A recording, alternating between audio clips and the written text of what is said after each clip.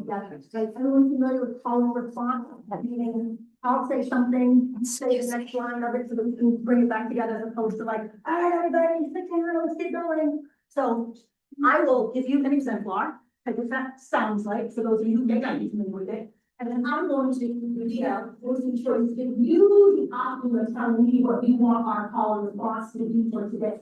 Right? So I like to share the example of one of my last groups of sixth graders that I taught. Their call and response was, they had me say, "Who let the dogs out?" You know that one, right? First of the part. That's the sound long, I'm not saying that has to be hard, but I don't know whether the Mexico line is, we'll go with that. But I do like to share the funny story. My first time presenting in Canada, I was super excited. I'd never been to Canada. So I was telling them this, and I'm like, so whatever the vibe is here, like I'm gonna make it through. I'll play to the Canadians, teach me a new song. They choose Sweet Caroline.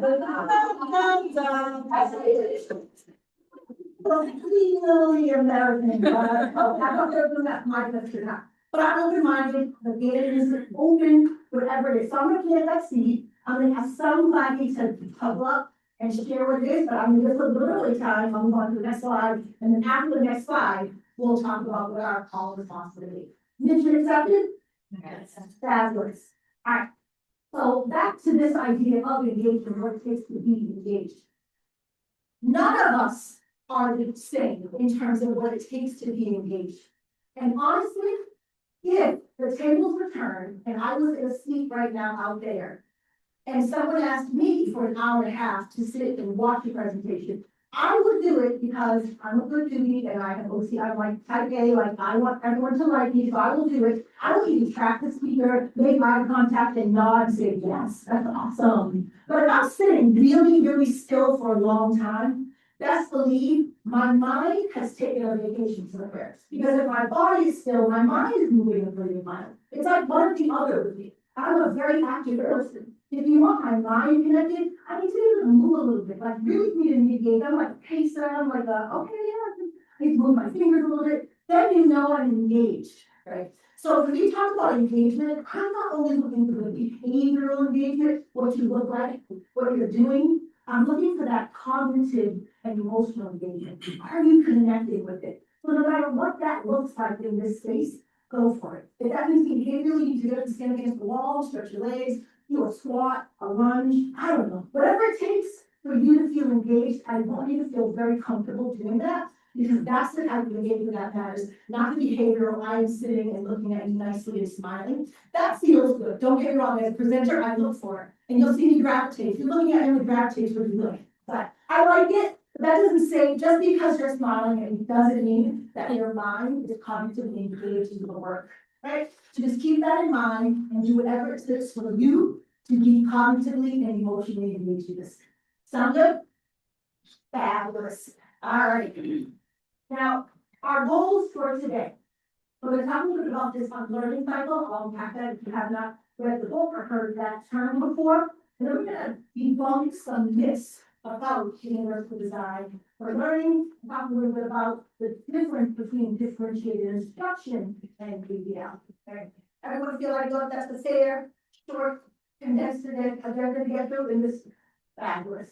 Okay, so now I am going to ask you for your call response. But while I do that, I'm going to leave this slide up for anyone who would like access to the back channel. This is also in the conference folder though. So if you are already have access to the conference folder with all of the docs, this is in there. This is a kind of easy, it's a Google Doc with hyperlinks to things that I'll reference today and things that will help you after the session is over, right? So if I mention something and you're like, I'd like to go down that rabbit hole and dig a little deeper, this will be the document that you carry around that will give you some of those links and some of those suggestions. So of course, not mandatory, you don't need to interact today at all, but it is there for you. I'll give that a second for people to access that. And I'd love to hear now who has their brain wheels moving to come up with a call and response for our morning together.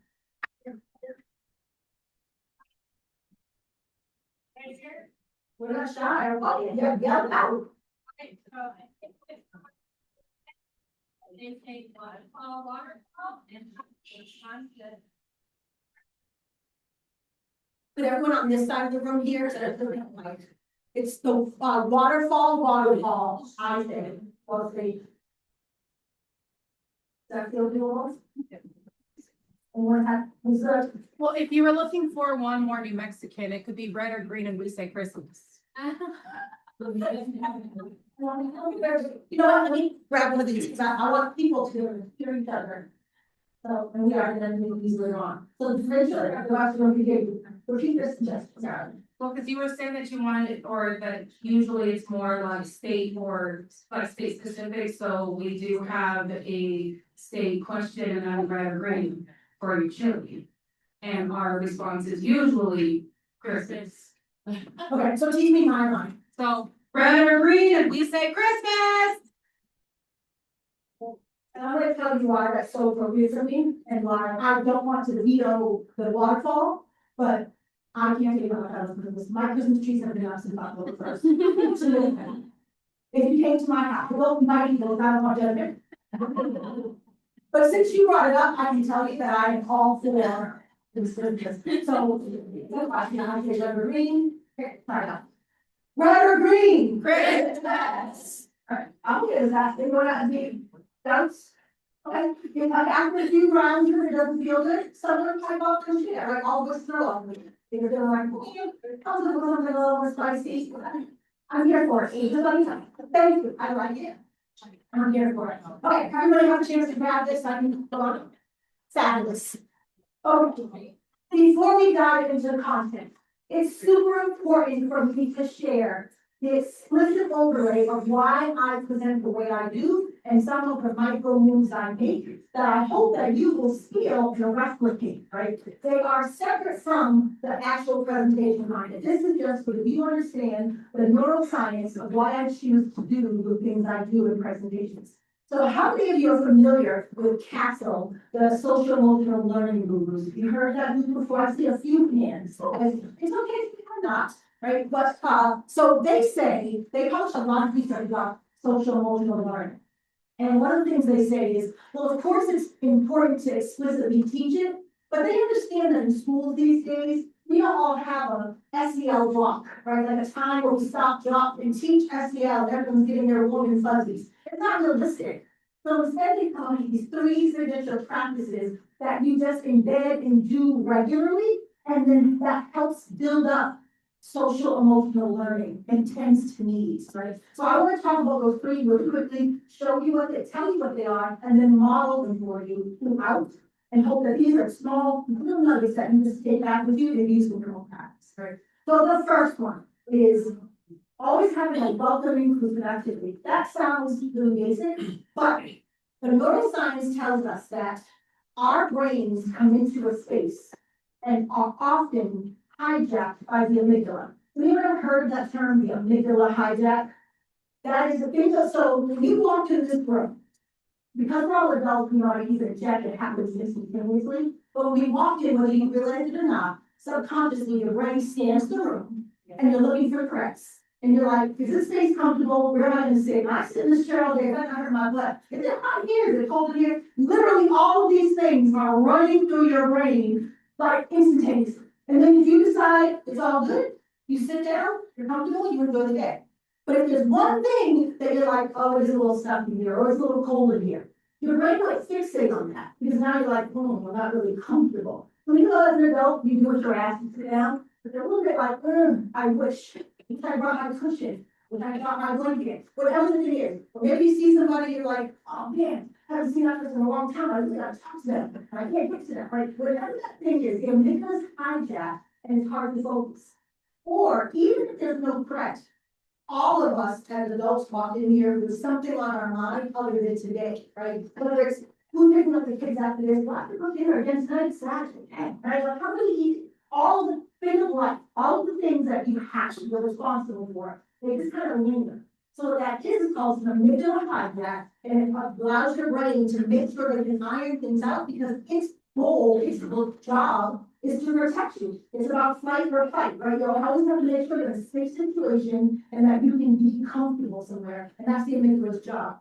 But here's the problem with it.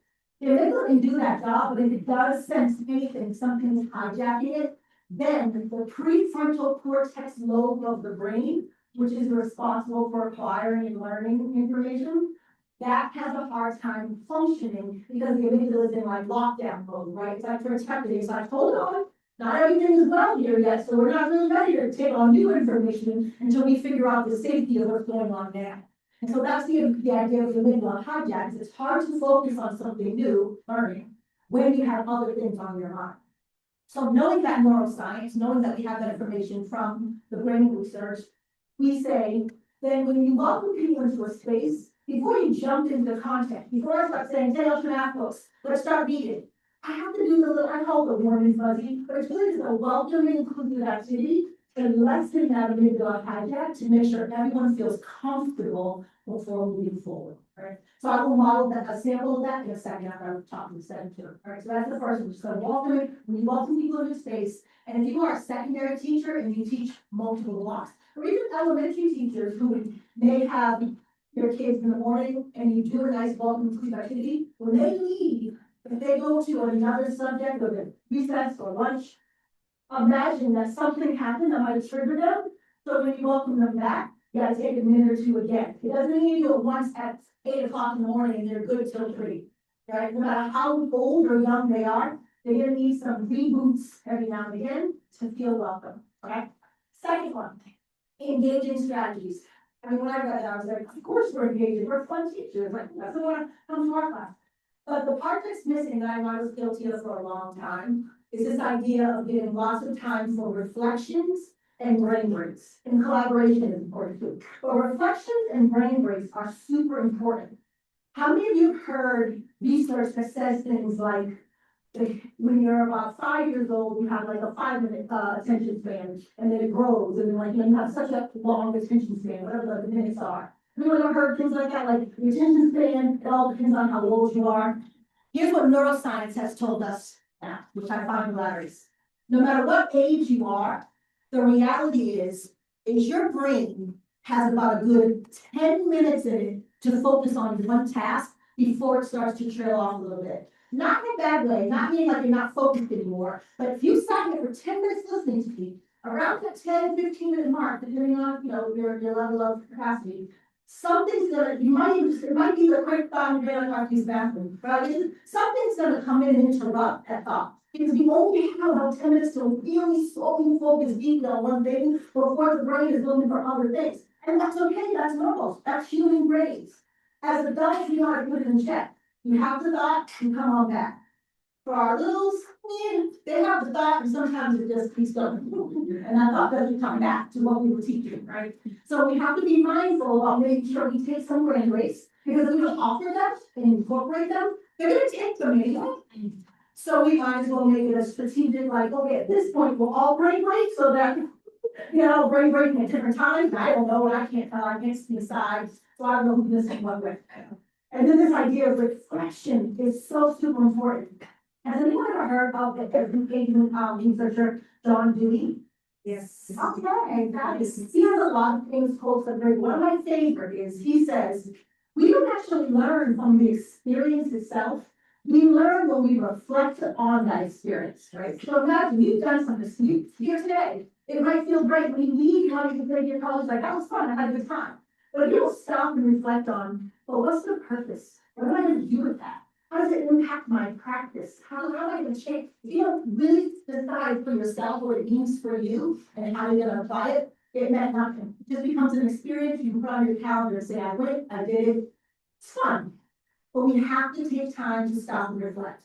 Now, if I told a 5-year-old, hey, after that science lesson, please don't reflect. They'll look at you like, okay, sure. I reflect, even my 18-year-old son, when I tell him to reflect, he looks at me like, oh, you need to stop talking and you stop talking and then pretend we're just thinking, okay. It's hard for them. So we say reflect, but what I'm saying is you have to provide some prompt. You have to give them something to think about, right? So we have to set the stage. It's our job to carve out the time to make sure there's a minute in between doing something, and then provide some type of prompt, right? Just even if it's like, how did that feel? What did you think about that? What did you do really well? Just a sentence starter to get them going so that they can couch themselves. All right. sound feasible, right? Like just making sure you stop and reflect on things that you're doing every couple of chunks in your learning. And then lastly, this idea of closure. How many of you, like me, were guilty for a while of if I was doing an amazing lesson, it felt like kids were engaged, hands-on, I'm like, oh, they're doing so great. And I'm looking at the clock, and I know it's about to end, but I'm like, I don't want to stop them, they're really doing what I wanted them to do, they're on task. So the bell rings, I'm like, all right, just clean it up, we'll come back to it tomorrow. And then tomorrow, I'm like, so remember what we were doing yesterday? And 50% of them are like, huh, what? And I'm like, look at yesterday, didn't be yesterday, I don't know. Like, it's just, it's gone, right? In the moment, I'm gone. Now they moved on, they've done million things, they play video games, they play with their friends, it's like, you want me to think about what I did yesterday with you, lady? No. Because we're not putting a lid on the learning. I just think of the brain as a jar, it's an open jar, and when we're feeding them learning, we're literally putting butterflies in. But as you all know, butterflies take flight, they have wings. We can put them in there, but if we don't find some way to put the lid on the jar, when they go on to the next thing, those butterflies are like, oh, look at me, I'm here. They go all over this. So how can we at the end of a lesson, make sure we put some lid on it, so they actually process it later and use it. That's the goal of all of our learning, right? Application. You want them to do something with this. I've spent all this energy and time helping you acquire the knowledge. I want you to use it later on. So the idea of the lid to me is this optimistic closure. It's like a reflection, it's kind of just a bigger reflection, right? So along the way, you stop there with those short questions like, how did I feel? But then at the end, it's like, how does this relate to something you already knew? Or how can you use this in a real world setting? Right? It's a bigger kind of like, hey, now you've done this series of activities, you practiced this math, you've done this science lesson. Now think of what does this mean for you in other contexts? How does this connect to something else? It's literature, right? Think about how we can summarize it and put the lid on it so that the next time you want to tap into it, but what's happening is the brain is building the dendrites, those connections, right? They're firing off neurons, they make connections, but if we don't force the connections, there's nothing there and they won't recall it. But if we can force the connections to be made, they'll be like, oh yeah, I think I would do something like that. It's not really the perfect science. We know from brain research that that's helpful in recall. So those are the three strategies that I want you to just think about because we're going to literally model them today. We're going to do a welcoming inclusive activity. I'm going to use time, lots of time for reflection. Like I said, it's interactive, it's not just me talking. I'll talk a little bit, but I'm always going to ask you to stop and reflect on what you just heard and talk to most people. I also understand that we're all different in how we reflect, and I respect that. And I ask you to respect for the people near you. Some of us are personal, private reflectors. You just need a moment to think and quiet. Some of us are what we call social cultural reflectors. Maybe you want to turn to your friend like, so what I'm hearing is, and that's great too. You want to process it out loud. Go for it. But just be mindful, you'll probably learn after the first round who your people are at your table, right? If they're like, oh, you're hearing it, go for it. But if you also prefer to get them walk around and peacefully talk, do that too. If there's someone at your table who's just not talkative and you really want to talk a lot, find somebody else across the room, move around. Right? But get to know your people and reflect in a way that works best for you. That's what we need to know. All right, so now you're ready for our, we're like now 30 minutes in and we're starting our welcome inclusive activity. But I wanted to make sure I set you up to understand why. Now we're ready to dive. Ready for your welcome inclusive activity? Yes. So I'd love if everyone to pull out their cell phone if you don't mind. If you don't have cell phone or if you does not consent, think of a memory that you have in your head. And the goal is to find the first picture that brings a smile to your face, that brings some type of joy to you. And if you go, oh, right? Think about that. And I don't do this version in the classroom with kids that I don't ask them to pull out their cell phones. But if you like this idea of welcome inclusive activities, in the back channel, there are links with additional kid-friendly activities you can do. But look at that picture, 3 different ways to engage, because this is UBL, you guys, right? So you have voice and choice. You can turn to a neighbor, show them that picture, and then say, yes, look at this, and tell them all about it. Or, hold on, if there's a private picture that you don't want to share with professionals, no judgment at all. It's Saturday. Or maybe you do it to yourself and you text the person in the picture and say, I'm thinking of you, thanks for putting a smile on my face. It's super epic, right? But I just want to share that I love music, so very lot of infections. I'll play a little music, scrap you or anyone, let me know. Go for it.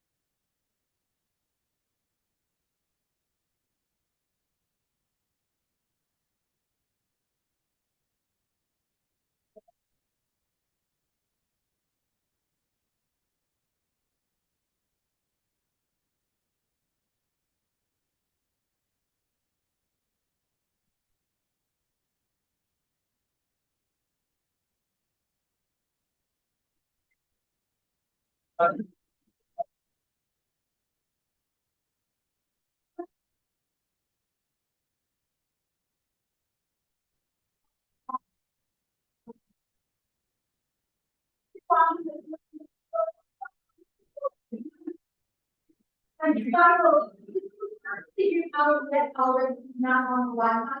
That's the important thing going about. I want to make sure I can say it. Don't have to be the find resources and go on your phone, but I can make that announcement, so everyone goes with getting on the network and being able to access. That's one I said that. So what just happened, other than I heard laughter, I saw a smile, you all look like you enjoyed the activity, I was able to share, to happy moments with you. But behind that, in the brain research, it tells us that certain endorphins are being released, right? How many of you know a child, or maybe even an adult, that's slightly addicted to video games, right? It's constantly like, I had a game now, so now one that's because when they do that, they're getting hits of dopamine.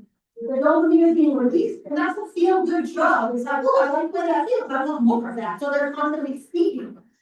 But we know from neuroscience, that's not the only way to get hits of dopamine, right?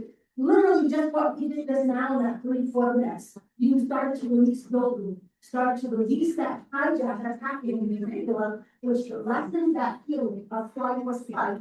And then you're able to turn your prefrontal cortex level on so that you can start applying and learning and feel comfortable in your learning space.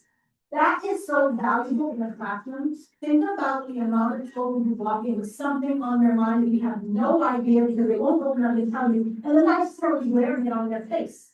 But they're walking in, and you want to jump in. I know I was always guilty of it. My room, we had to do it now on the board right away. Right? There was not going to be any of that, like sit and talk to your friends and hang out. You walk in, they got notebooks, write a prompt. Like it was a 2 sentence, get edited, 2 minutes, whatever it was. Like whatever something was, do something. I was always breaking down business. Not realizing that kids walking in and like, if you are already like say a struggling math student, you're like, I don't believe this. And right away you walk in and there's like, buy 2 top, and you're like, oh, I didn't want to be here, now I gotta do this. Imagine the difference of taking 2 to 3 minutes to having a soft launch, of opening that's welcoming, inclusive, and just makes you feel good. You're like, oh, okay, I'm glad to be here. Yeah, I gotta get into content, but I gave you that 2 minutes to lessen that flight or fight and help your prefrontal cortex lobe turn on so that any learning I have to deliver will actually be acquired. So it is worth it. I share this because I know in education there's a sense of urgency. Like you don't have enough time already as it is. There's so many responsibilities, so much to do, and then to ask to give up 2 to 3 minutes up front feels like a lot. But I promise you, giving up those 2 to 3 minutes at the beginning of each lesson is worthwhile because they're not the meat of the lesson will actually be retained.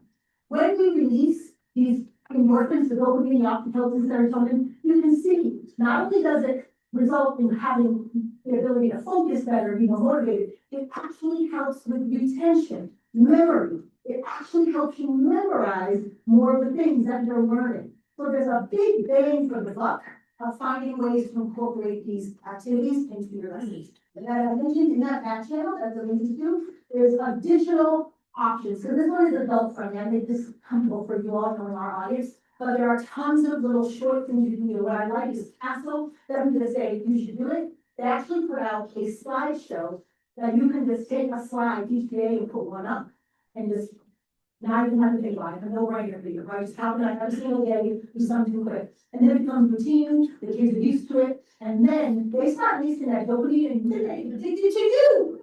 Instead of the video game, they're like, that's coming here, it's fun. It's always fun, but they start feeling good about it, even if the work continues to be hard, right? So just think about that neuroscience and why it's so super important to spend that time. I would like to activate a little bit of your prior knowledge and see where you all are in your learning before we dive into the content. So I'd like to start with a little background activator and just let you take a couple of minutes to think about where you are in this journey. What's your level of comfort already with MLSS and UBL? So as a non-educator or someone in the community was to come up to you and say, so what is UBL anyway? Explain it in your own words. What would your elevator pitch be? Like, how would you explain? Just to bring up your race knowledge to the forefront of your brain. Anyone here use Canva in their own life? Fabulous. Are you familiar with the live poll action? You use the Canva live poll? Fabulous. I'm going to open it up just like options. So if you want to go ahead, because again, we tending to how some of us reflect differently. Some of us are going to want to just pop, go for it. Some of us want to be alone. Some of us have thought, they want to share it, they don't want to say it out loud. The live poll I like to use because it allows kids who sometimes may not have a voice in my class to have a voice. to have the ability to kind of anonymously type in their suggested thoughts without feeling the pressure of talking in front of everyone. So if you have never used it, you go down to the bottom, this little broadcast there at the bottom, you can see where the mouse is right here, it just looks like a broadcast. Once you click it, it's literally there, it opens up, either they can take out their devices and scan the QR code. Most of my kids use like Chromebooks, so they just type in Canva.live and type in the 8-digit code, and then they be in. It looks sort of like social media feed, so they like it. And then they're in there, they see someone else say something, and they're like, oh, I like that, they give it a thumbs up. So it's very interactive in terms of providing an alternative platform. Really, especially in a big space like this, where you have some people who are too shy to speak out, but they have really good thoughts to share. So think about it, and if you wanna, oh, we already have 50 people there, you are awesome. I love it. But again, feel free to have conversation though, also with people at your table about where you are. And while we talk about your journey, I'm gonna play a little journey in the background, so go ahead. Go for it.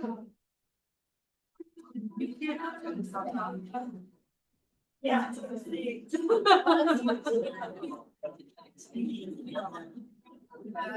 But you know what? See, Alabama is this part.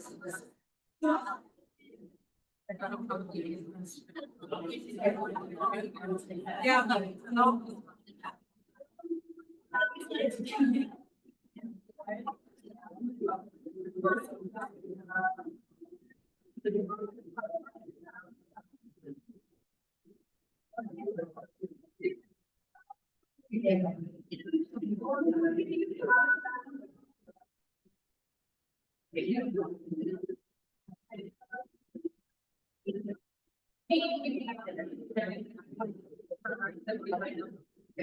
For grade level marking. That's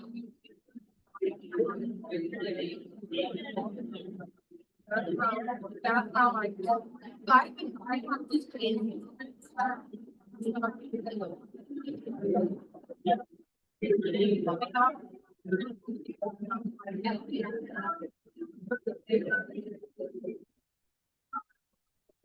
Without me,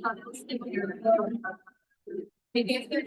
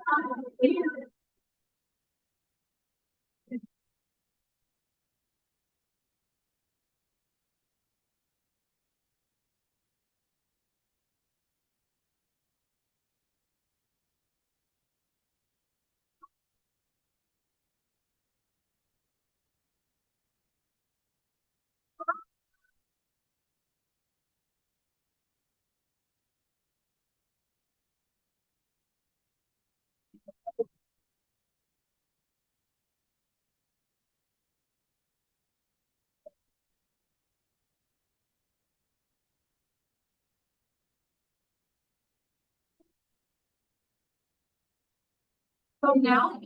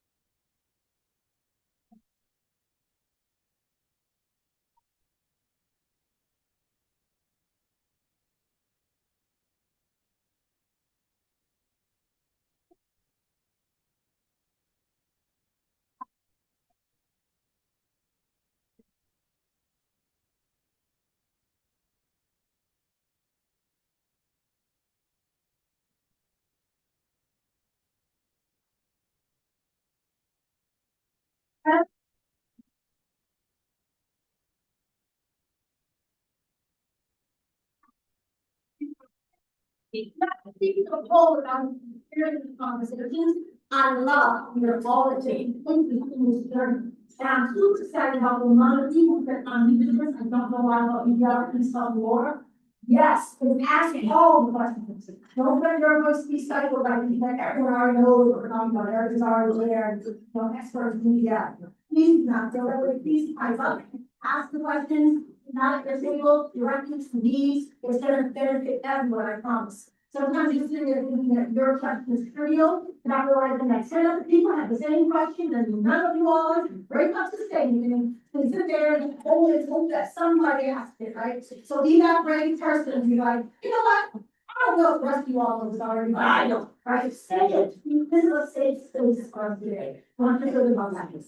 So, as I mentioned over the objectives, this is based on the premise that you have some foundational knowledge of UDL, because we're talking about the debunking of some of the myths, but throughout that, you'll be learning what UDL actually is. So I promise there'll be something for those of you who have at the beginning of your journey, and those of you who are in the middle, and those of you who feel like you've been doing this for a while, there's something for everyone in this.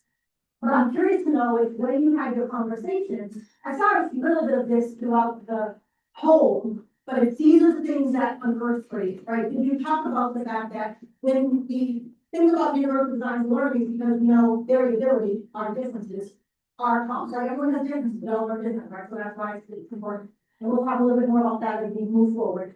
Or the fact that we're not changing the goalposts and saying, oh, you are not as strong as your colleagues in this, it will make it easier for you. We're saying everyone gets the same firm goal, you gotta find alternate pathways to help you meet the goal. And then lastly, that everyone can have agency and do their best learner, with we as educators, our jobs are to remove the barriers. So when I give my elevator speech, I have a lot of friends who are not educators who are like, so what do you do? What do you walk? Why do you need? I'm trying to do the one. And I'm like, well, UDL is about being a barrier remover. And I don't give them the whole long speech about guidelines, and practices, and principles, nobody wants to hear all that. This is a nutshell, and I'd say it's about being a barrier remover, right? There's a lot of kids in this country who aren't getting their best education because there are so many barriers for in front of them that prevent them from meeting the goal. And so as educators, our goal is to remove those barriers, to be their best help. Not to necessarily hold their hand before them, we remove the barriers and let them soar. And a lot of, so non-educators kind of, oh, yeah, I can think about that, and they think about their own mistakes, like, oh, yeah, a lot of barriers for me too, right? And so that's just how I like to capsulize it, right? There's a lot more to it, but if you think about it that way, because UDL is not a thing, it's not like, oh, I do UDL, and I know we joke about giving the verb, but it's not a thing, it's a mindset. It's a lens you use to approach the work, right? You can consider yourself a UDL practitioner every single time you walk into a classroom, and every time you're thinking about planning instruction for your kiddos, you're thinking, how can I make sure every single kid has access? How can I make sure every single kid is able to do this thing? And if you think like that, you are a UDL practitioner. Doesn't matter if you have all the skill set in the world, all the instructional strategies, all the tools, all the technology. If you approach it with a mindset that I know there are barriers. I know kids can, but kids haven't been able to because of whatever that barrier is, and I'm going to figure out how to remove it. That's what UDL practice does. So we come to these type of sessions to learn more, to put more on our toolkit, say, well, how can we go about doing that? But really, you can consider yourself there if you approach it in that lens every single time. Okay. So that's UDL in a nutshell. But today, as I mentioned, we're going to talk about the cycle of learning because as it relates to UDL, we're not talking about throwing out all your practices. We're not talking about kitchen the baby with the bathwater. It's not that. It's about looking at what are we doing, because we're already doing some amazing things. We have great instructional strategies already. However, the brain research, neuroscience has told us that some of the things we learned and we were taught as teachers in our creative programs have actually been disproved by more recent brain research. And so how can we take some of the things we know to be tried and true, but tweak them a bit to make them more in line and line up with the brain research, right? I'll give you a quick example. How many of you, I don't want to date myself, but how many of you grew up on Howard's I don't know, you on here. Yes, multiple intelligences, right? I just tell you how many little tests I would go online and do to see what type, and I swear each month the thing, it was like, oh, you're an auditory learner, oh, you're a visual learner. Like, depending on that day, what question back, what you back written, it was telling me what type of learner. We grew up on that science of like, people learn a certain way.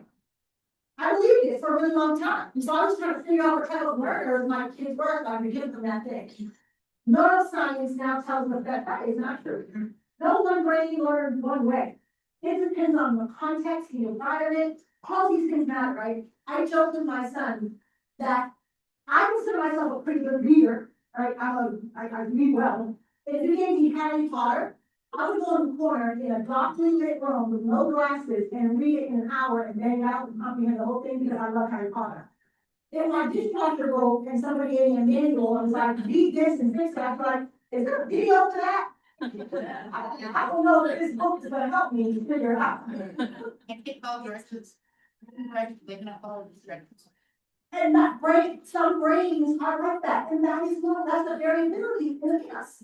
That is okay. So there is no one, just because I'm doing it in this context, in this environment, does not mean it's a transferable skill to do it in another context, in another environment. All of those things matter. So that's just one of the huge things that we have to do. It's not everything we learn in our CED programs, and that's okay. That's the nature of science, is we evolve, we learn. We do research, we learn. Right? But one of the things I'll tell you why universal design for learning is my favorite framework thus far, and I've been in education for 28 years now, is because I can't tell you how many theories and frameworks I've read like that for how darkness. That's based on research where someone goes in, it's always like some guy at Harvard too, right? Like Harvard research shows that they went into like 50 schools, they looked at a few kids, a few classrooms, and they're like, this works, right? It works for these kids, it should work for everybody. They're like, oh, okay. And so we buy the new program, the new thing, we're like, oh, it worked. Harvard said so. The difference in universal design for learning is it's based on neuroscience. They literally take MRIs of the brain, we scan it to know when is the brain firing off neurons to actually learn it, and when is it not. And now that we know that, we can do something with it. We can't ignore it. So research is really telling us under these conditions, people learn. Under these conditions, people don't learn. All right, like that's not arguable. That's not like it works for 3,000 kids across the planet. Like, go ahead. This is like our brains are telling us is what works.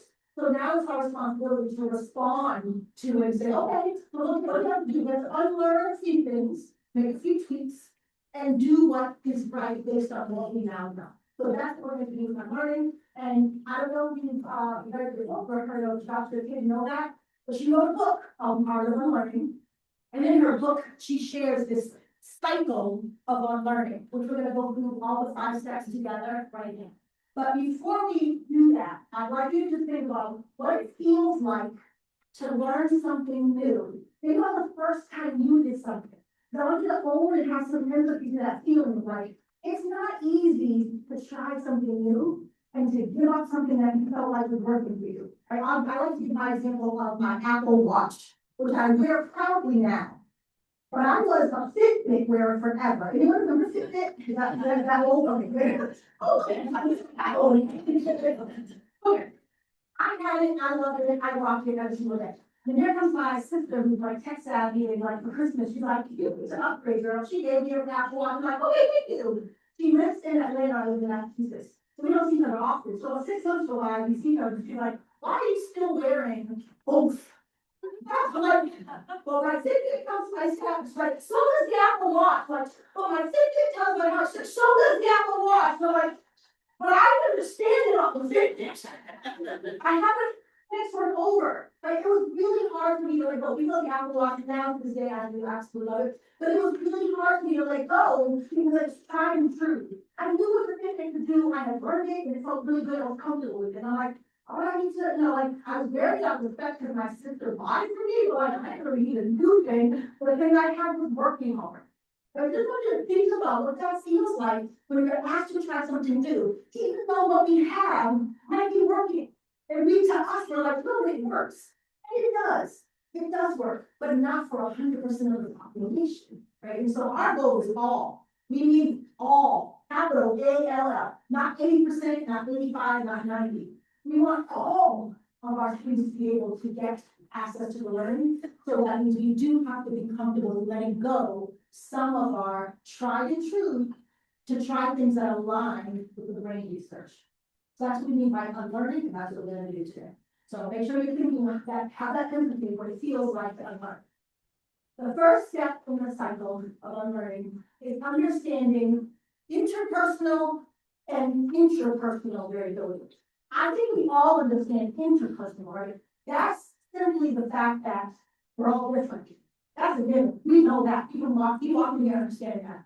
But the thing we have to be really mindful is intra variability. That is the difference we have within ourselves on a given day. If I'm one of your students and I had a fabulous weekend, I hung out with my family, cuddled with my puppy, and I ate 3 solid meals a day. And my parents were like loving to watch TV together, and I was awesome. I come into your class on Monday morning, I am on fire. I'm like, good morning, miss. I'm so excited to be here. And then you're doing a reading lesson, and you say, all right, the review of it. And you're like, I'm gonna ask everyone to read this, and I'm gonna give you options. You can read it in this PowerPoint font in the book, or you can have the audio version online, listen to it, or you can sit with the group and read it as a cohort, right? And I'm like, give me that 12-point font, I got this. All by myself. I'm gonna come over in the corner, I'm gonna read, and it's gonna be amazing. And then after I spend like 20 minutes, I come and I'm like reiterating the book to you, like, oh, so this is what I understood about. I'm like on fire, because I had a great day. So you don't want to label me as like a strong student, like, doesn't need to help, she understood it all by herself, right? Now Tuesday, Wednesday comes. Our parents are fighting all night. I didn't sleep. Nobody fed me. My puppy didn't even want to cuddle with me. I come to school a little breaking. I'm not the same woman I was on Monday. So when you say, all right, we're gonna dive into chapter 2 now, you look right at me like, go ahead and take that 12-point font. I'm like, can I just have the audio version, please? Why? I'm later, I waited until they're like, not today. Not today. No, like, no real, there's not a psychological reason, really, there's not a physical, it's just like, not today, I just can't bring myself, I don't have the emotional capacity to do it because of the environment in which created the person I am today. And we have to understand that, accept it, and understand that's the rule, it's better than happens. We can't label people one way or the other, we don't label them strong, we don't want to label them weak. We want to say, in this given context, under these environments, you seem to do well with this. But under these environments, under this context, maybe you need a little more support. So it's just this idea of understanding that not only are we all different from each other, we can be different from ourselves and surprise ourselves. Or sometimes we don't even know how we're going to show up, and it all depends on what is happening. Okay? So just be mindful of the variability within us. But now for reflection time. Think of first your own variability, right? Think about the interpersonal, think about how you might show up differently. Think about sometimes you're like, yeah, that's true, I was not. Let's say that's that one. And then transfer that and think about the variability that shows up in our classrooms every single day. Think about the intra and the inter variability that you see amongst your kids every single day. Go ahead and have some conversations, or of course, all of you reflect on your own and talk about how you can address some of that variability. I think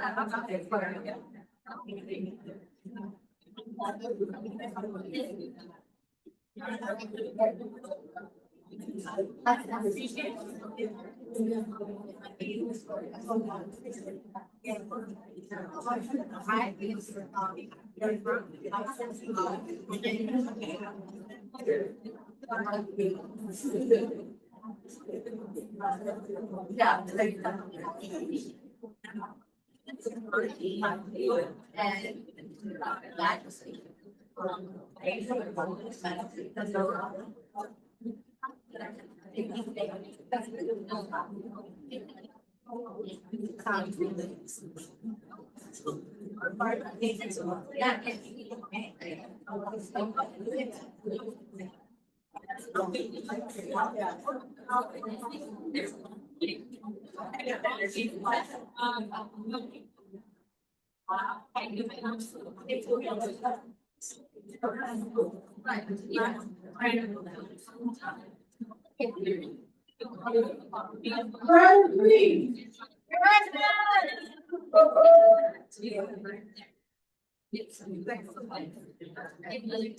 I love that someone has already shared questions.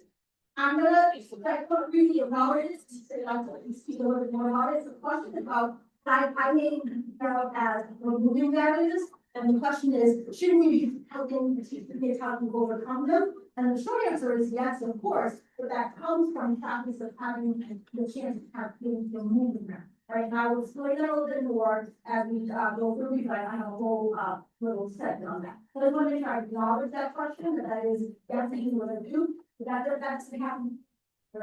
Teaching them to do that doesn't have to always have barriers, So I want to move along, but this is exactly the excellent way to get the competency.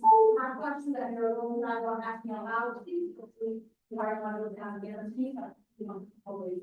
All right, so the next step in the unlearning cycle is knowing your goals, right? And it's so simplistic. I know we're talking about our objectives, what we're teaching, but I'm talking about really knowing and articulating them with clarity. Because the neuroscience, brain science tells us that when we are aware of why and where we're going, it's called the effective network. I like to call it the why network of the brain. But the effective network is that keep it turned on, so kids actually care about what they're doing. How many of you ever heard a kid say, "Why are we even doing this?" Yeah. Like, we're just for why do I need to know you're telling me? And why do I? And so the more we can clearly articulate that, the more likely they will be to persevere. Picture this, right? I love good analogies. So picture, I asked you to come on a hike with me, and I just say, just come. You have no idea where we're going, how long it's gonna be. I didn't have you a snack, no granola bar, no water. I'll have on my heels, but I'm like, come on, it's gonna be fun. Come with me. Right? One guy, you're looking at me like, lady, I am not prepared for this. Like, I don't have the right shoes on. I'm starting to get a little bit hungry. Is it bathroom close by? But I'm like, just keep coming. You have no idea where we're going. It's so easy for you to be like, I'm done with you. I'm turning around and going back. Like, no, thank you. You don't even want to persevere. But if I clearly articulate to you, I'm like, so, there's this path, which is exactly 1.5 miles. And at the end of it, there's going to be a tequila party. And we're gonna all get shots of tequila, right? On the way, I'll pack you a granola bar. I'll make sure your sneakers are comfortable. You know your why. You're like, oh, let's go. Right? The whole while I have to smile like, I know where I'm going, like that's hard, and I know where I'm going. You're more apt to persevere to get there. It's the same with kids in the classroom, but we're asking them to learn. They need to really truly understand where are we going? What's the goal here? What do you want out of me this? And then when it gets hard, because it will, learning gets sticky, learning gets hard. Call that productive struggle, right? It's not easy. It's gonna be hard, but we need them to persevere through it when it starts to get hard. The only way to do that is to make sure we're really clear and articulated so they know their goals. Next step on the circle of unlearning is tried and true. That means those things that we've been keeping in our back pocket since like day one of education, we're like, all go crazy, we're like, oh, damn, I have this lecture. I can use it, I know it works. It worked for 20 years, I got it. And that's fine. But I like to think about it as, how many of you are bakers here? Like bake things? Yeah. Okay, now think of your number one recipe, like let's say cookie recipe, whatever it is that you make. That you know what I'm talking about. Whenever there's a party, people like, can you bring those things? Alright, like everyone loves it, it's awesome. Think about that. You make it for your class every year. And then you get a kid, and you find out they're moving you straight. You teach them right. And does that mean you say, then nobody gets cookies? No! No, we're gonna find a way to tweak the recipe, and we're gonna make a batch with rice flour. We're gonna find a way. And we want those kids to be able to make cookies too. We wanna show off our making skills. We don't wanna give up the recipe. It's tried and true. We know it works, but we're gonna tweak it just a little bit.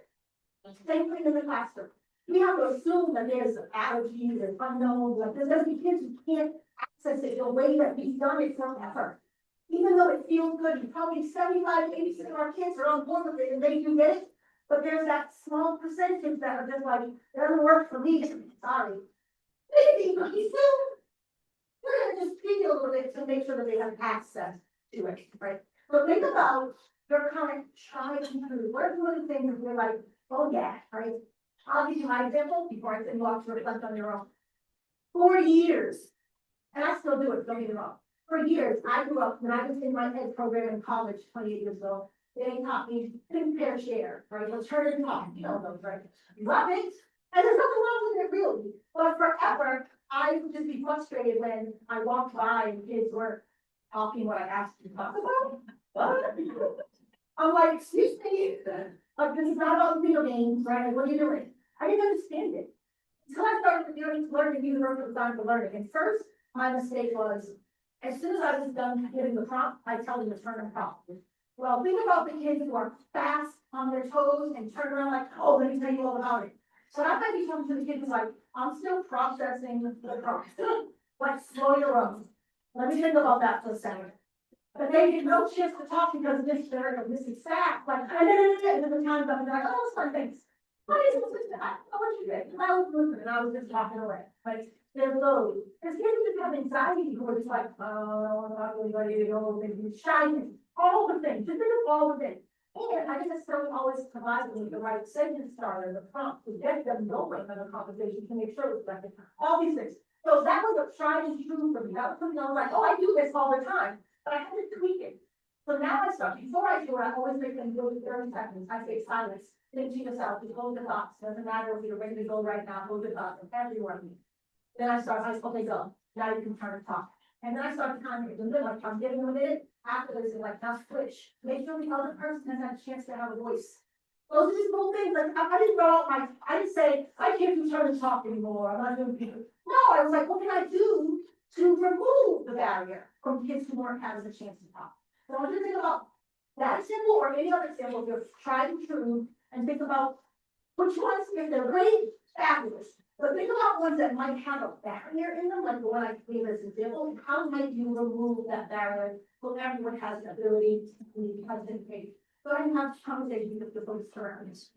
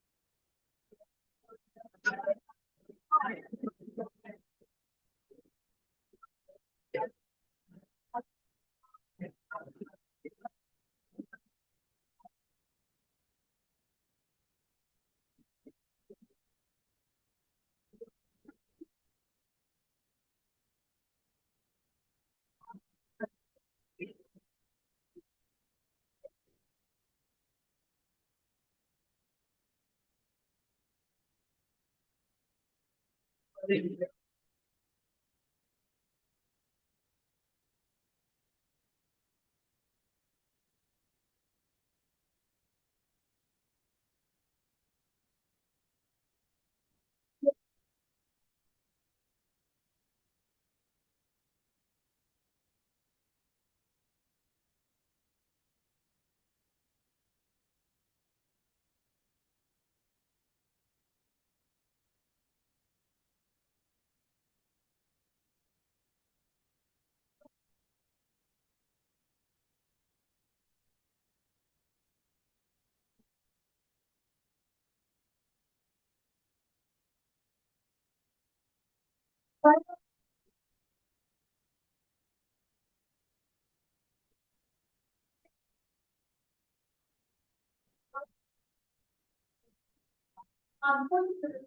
about, I want to make sure that I'm, at some time, I'm questioning after I get to the content, so I do want to leave it alone. But normally, in my style, with the actor opportunity to talk, is make sure that I cross pollinating, meaning people on this side of the room can hear some of the thoughts, so people on this side of the room, and vice versa. Because we all are a wealth of knowledge, and I want to go first to learn something, I want to make sure that other people hear something. I just think it's very mindful of the time, so that your breakout sessions can start on time.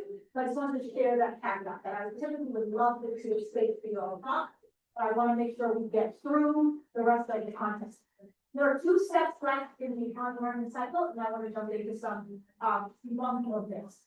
So the 4th step of this idea is prioritizing engagement, because again, the neuroscience tells us that first of all, let's think about the amount of cognitive load it takes for some kids to be engaged. First, think about multilingual learners, our special education students, who come in and already may be struggling with the language barrier or this access in general, and their cognitive load is on overdrive, just trying to get acclimated and understand. And the brain stuff research tells us that kids do better when they feel like the content is relevant, meaningful, authentic to their lives, and they feel like they have a connection.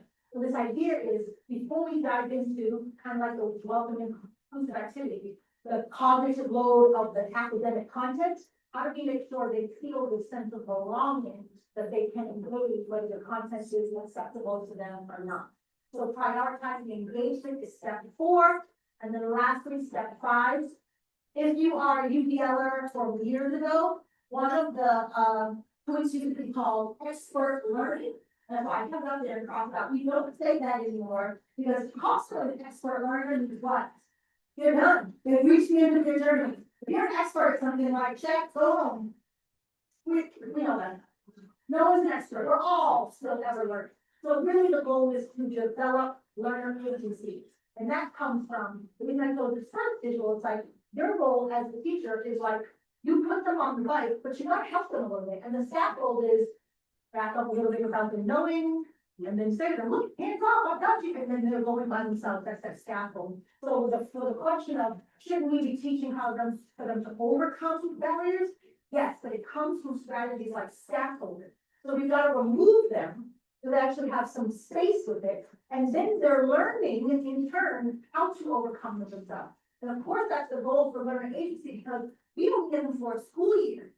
We want them to be successful in life forever, not just with us in that one school year. So of course, our job is to remove the barrier, make sure they have access, that they understand, they develop the agency to be able to do it themselves. And then they become lifelong learners where they know how to overcome barriers for themselves. That's why I would be back then. And I like to use the strategy, I call it the Goldilocks method. Anyone play with the Goldilocks? No, the story of Goldilocks, right? Okay, how she went around people's food, sleeping in their bed. But it's a method, because if we talk about how do we help kids build learner agency, well, most of the kids who may come to you, no matter what grade you teach, if they've never had the opportunity to try something with independence, then yeah, they're not going to have agency over their learning. So we have to try the Goldilocks method, meaning we have to allow them to try something, fail at it, give them that feedback, and then let them try it out, right? Like how she goes and she goes, oh, I like this bit. Oh, it's actually too hard. Okay, she tried it out, didn't work. Got the feedback that like my back doesn't like this bit. I'm gonna try the next one. That's exactly what we have to do in our classroom. Give them opportunities, set them up to say, oh, you've never been able to be in a center and listen to the book on tape on your own? You should try that. And then when you see them flipping off the word and running around in circles, be like, so maybe the audio isn't the best for you. Maybe that's a little distracting, right? Let's try, but they have to try it, either fail or succeed, but then you have to give them that feedback so they can be agencies over their own learning. We don't want to be the ones always telling them, you do best when you listen to the audio. You do best. You know what? I have to do that, but we have to expose them to it first. Let them feel it out, eat the parts and say, oh, that's too cold. I don't like that. And then, right, because that feedback the Lily lost was her mom was like, nah, this. She got instant feedback, so she didn't like it. That's what we're doing for our children, setting them up to have agency so they can continue removing the barriers for themselves after their experiences with us and we send them out into the world. So great questions. Okay, now we're going to talk about debunking some of the myths that currently exist surrounding universal design for learning. And this first one, I love, I call it funny because I think it is fun, but that's not the ultimate goal, right? When we design instruction, we don't look up on Google how to have fun with kids. We look at our standards and we think, what is it we have to teach the kids? What do they have to know and be able to do? And how can I design instruction that gives everyone access? And hopefully there's some inherent fun. Because kids are not as fun as we make them out to be, right? It doesn't feel fun for them. They may not like school because there are barriers and they're not succeeding. It doesn't feel they don't have access. So that's why they're probably why do they do this? But if we remove the barriers, give them access, let them taste success, inherently that is fun for the brain. Like that's like, I know what I'm doing. I can do it. I feel good about it. It's no more needed. You don't have to hire the crowds to come in with balloons and say, woohoo! And that's not being so extra. It's just going to be accessible. We just need to be able to do the thing, and then they'll start to enjoy it. But I don't have used to myself be so inundated, planning, and thinking like, okay, oh, I'm going to do a good book before this meal, and then I'm going to have a dance break, and then I was planning activities that weren't always even aligned with the standard because it seemed fun. We're going to build a diorama. I'm going to bring in Lego. We're going to go. They're going to love it, and they did. They loved it. I don't really know what they learned that day. I know they had fun. So thinking about it's not only about fun, it's making sure it's accessible. And I promise you, the fun starts to come when they are able to participate and be a part of it. You are already putting them in a room with kids their own age. It's a party. Imagine. I'm not an only child, and I've done it. He's at home all day by himself and me. When he goes to school, it's like, oh, I can get my friends. Just walking in the door was fun, unless he didn't have that accessibility to do something. He didn't need the extra. He was like, ooh, like I wish I had, but there's kids my age, other people. Ooh, that alone is inherently a nice atmosphere for kids. He created a barrier that made it not fun for them. Right. Second myth is this idea that there's no explicit instruction, right?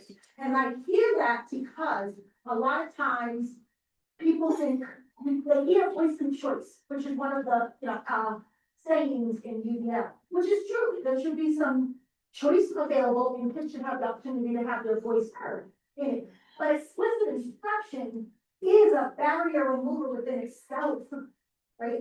If you have 20 kids walking in your room, we're not suggesting that UDL says, everybody go to a center and do something different. Like, go explore, try something. Whoa, no, everyone come. Let me give you some explicit instruction, probably 10, maybe 15 minutes max, instruct you on what it is we're doing. Then you guys really get it. Okay, then you guys can go here and do some self-differentiate, like work on the thing by itself. This group, I don't know, it's not clicking, right? The light bulb's not coming on yet. Stay with me. I'm gonna do a little more teaching on it, right? That explicit instruction removes the barriers and layers of playing field. So every single person absolutely to be a part of explicit instruction before they get to this self-differentiated learning or centered, rotation, blended learning, whatever it is that we call it when we're doing differentiated learning. But we have to have that upfront What am I directly teaching explicitly so that everyone can get the same message at the same time? Okay? So that is definitely there. Now I want you to reflect a little bit, think about the 2 minutes we just went over, and what would you say your own current balance of explicit instruction and choice and voice is in your classroom? Let me take a second to talk about that with folks from Columbia. Where are you at with that balance?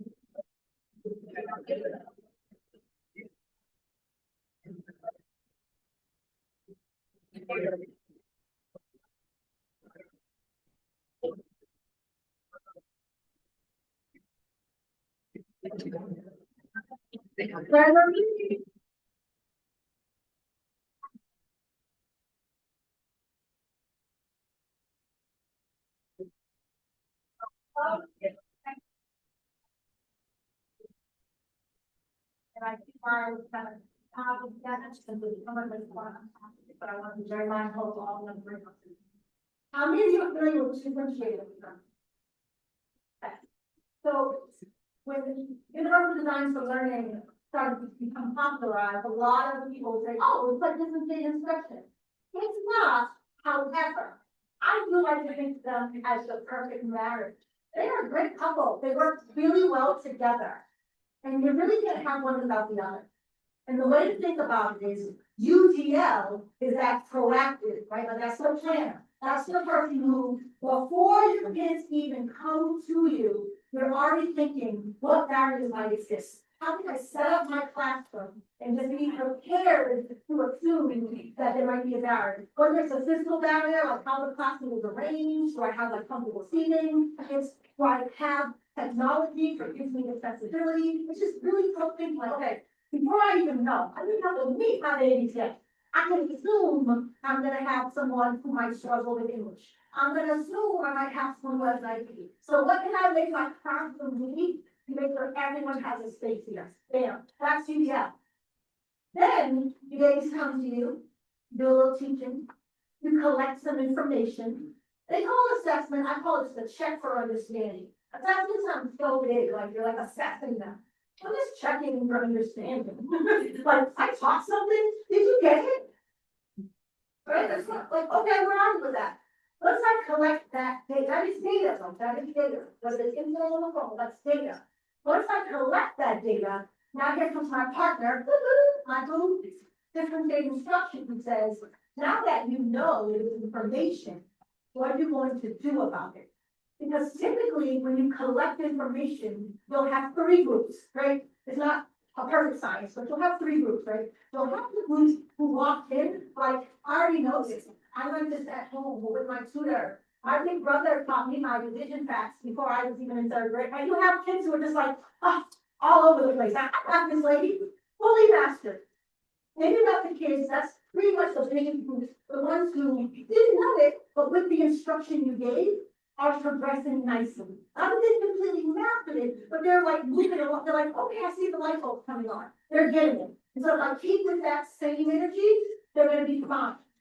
And then there are the kids who stare at you like a deer in headlights, like, what did you say?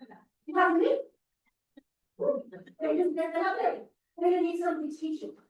That's when my part of different day instruction says, okay, even though we've universally designed it, and so we met the needs of most of our kids, there are gonna be some kids who need some more personalized, differentiated instruction to bring them up to where that middle is. Right? So it's not that they're in competition with each other, they're not, oh, which one do you do, are you a UDL or a DI? No, you all are family. You stay together, strong unit. One doesn't work without the other. You have to be a unit, right? So next myth, and I completely understand where this one comes from, is that UDL is a special education initiative. And this comes from, well, first of all, it is about the fact that a lot of states have started doing more inclusive education. Kids are being included in classrooms, and we're like, oh, what do we do? How do we monitor that? But a lot of states brought UDL in under the guise of the special education department, thinking we were doing it to help those kids only. Now, UDL is a general education initiative, and I like to use this analogy.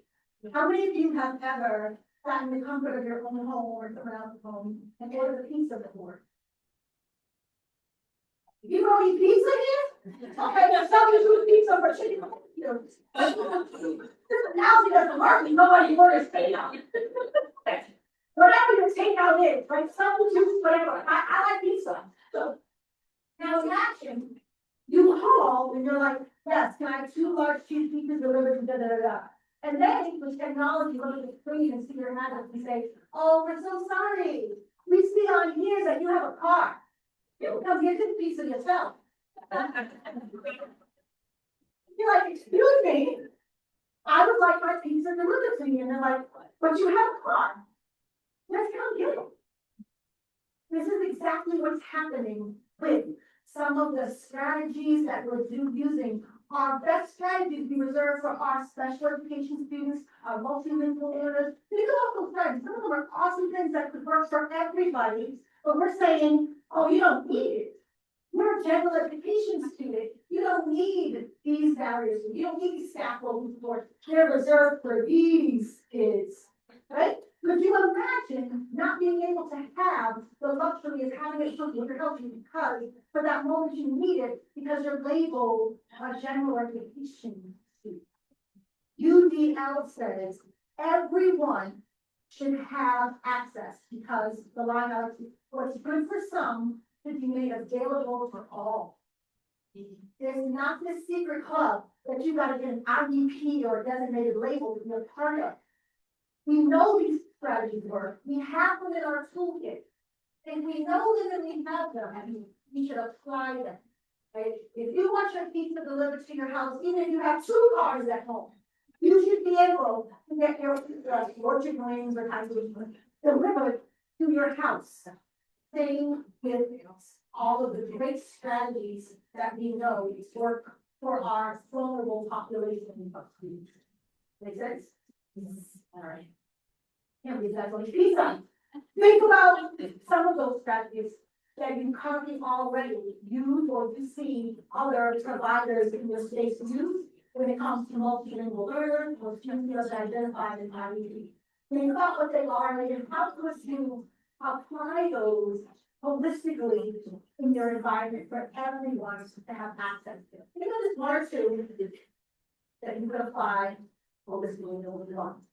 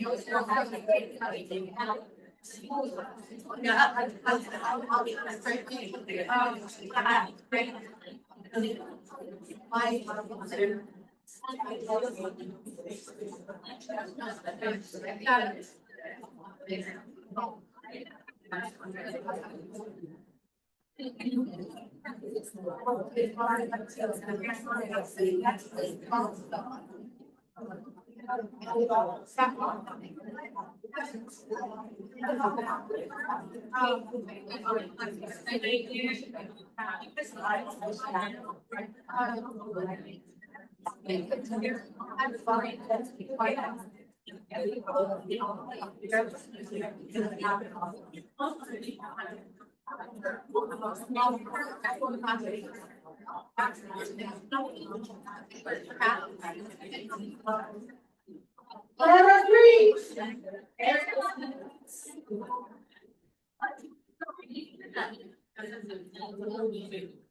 Our last final bit. I had one of those, a lot of forward. And after I went off what we yelled still, and I started talking about poison policing. One of the first rolling of the eyes I get is like, that sounds like a lot of work.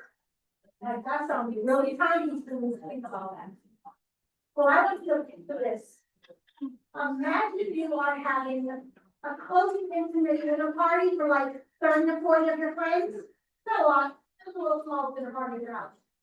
And you are gonna cook your tried and true famous lasagna that you know everybody loves. Anytime you make it, anytime you bring it somewhere, people are raving about how fabulous food is off your lasagna.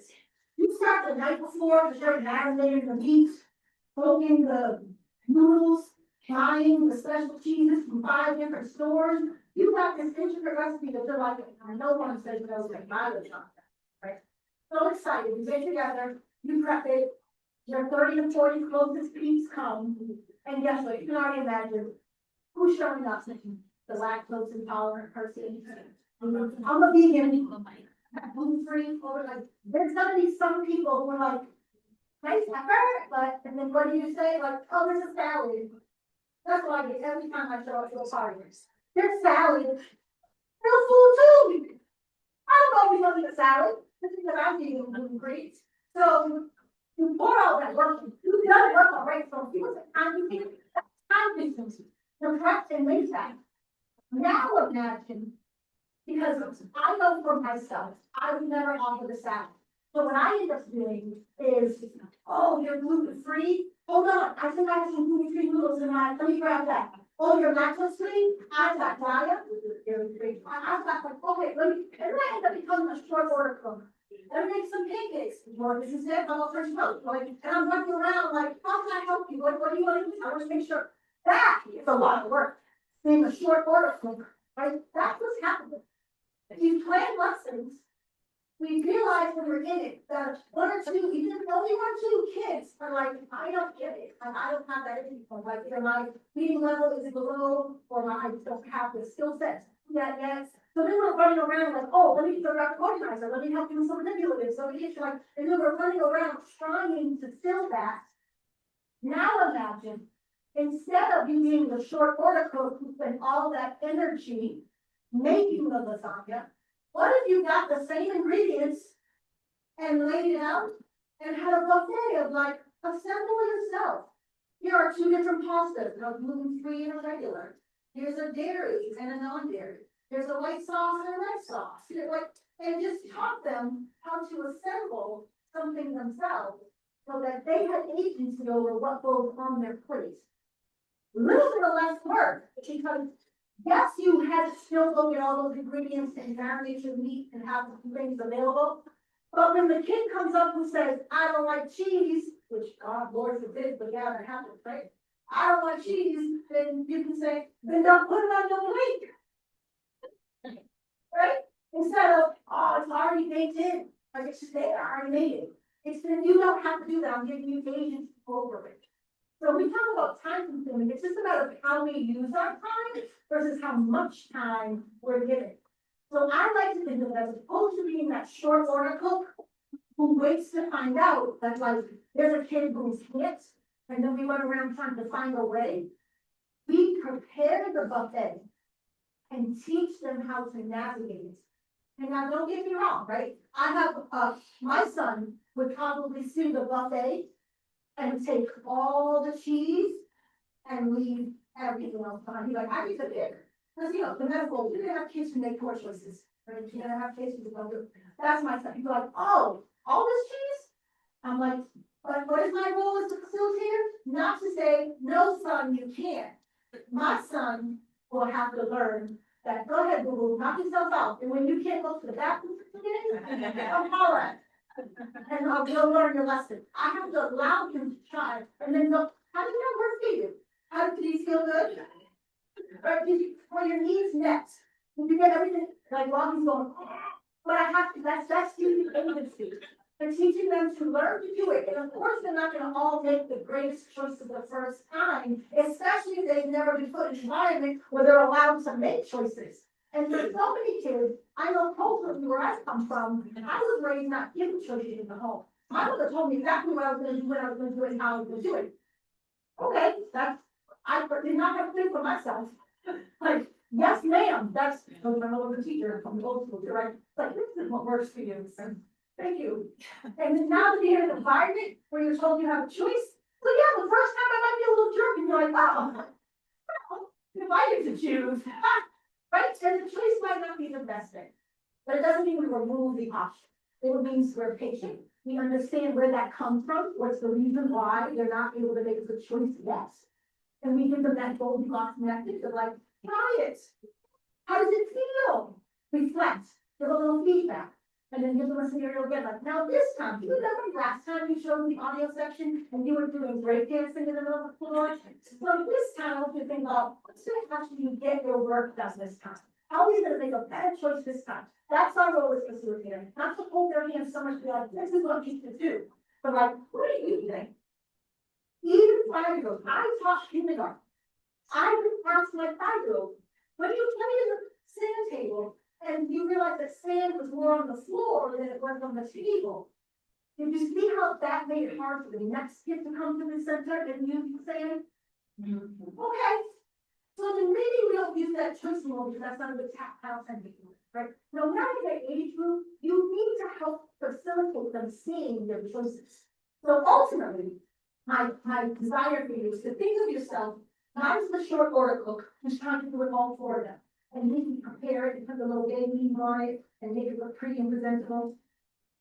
Prepare the ingredients and teach them how to put them together themselves so they can have agency over their own learning. And they can, as the question that came up, learn to overcome the barriers themselves in the future versus always needing someone to move it for them. My favorite story about learning agency, and I will wrap up with this as soon as time, is I got my son, who I told you about, is 18 years old. He started middle school. He said to me, I'm sorry, he didn't tell me, I noticed already that he was doing really, really well in Chinese. He was taking Chinese, and I loved it. That he'd see him come home, he all the time with silence and to speak like fluent. And then I get a phone call from his Chinese teacher who said he's failing Chinese. I'm sorry, I'm not the wrong kid, because my kid's working really hard. I see him doing well. She said, well, he's not doing the homework assignments. No, I'm sorry, he's failing him for the homework. That's a whole other philosophical issue I won't even dwell on. But that was what happened. And so when I go to him and I'm like, buddy, why aren't you doing the homework? that she gives us these worksheets that really don't help me learn. I really want to learn Chinese. That's my goal, to learn Chinese. But so since she doesn't give me anything, I went on, he said it's called Duolingo, an app, and he was learning for himself. And so when I said, I know, but buddy, why can't you still do the homework like this? He was like, I've got science and math, and I'm in band, and I'm like, okay, yeah. But what the light bulb came on to me is he had agency over his learning because he understood the conditions in which he learned best. He knew that copying opinion on the worksheets was not going to get him the learning that he wanted when he found it on the route. That's what we ultimately want our kids to be able to make those decisions themselves and do that. So just want to make sure we revisit, these were the goals we set out to accomplish today. And the last thing I'm going to ask you to do, there is also an extra thing that I do ask for feedback. If you don't have time to do it here today, the link is in the back channel. If you could just take a few seconds to do that. But I'd love it, before we go, you can summarize, this is our activistic closure. Remember, all the things today, you have time to reflect it. Now, this is the big, how would you condense that and hashtag it? What would be your hashtag for how you feel about all of the content we covered and discussed today? I'm going to open up the live poll, so we want to drop that in. Go ahead. And feel free to talk to each other as well about what your hashtag is for how you feel about the big conflict.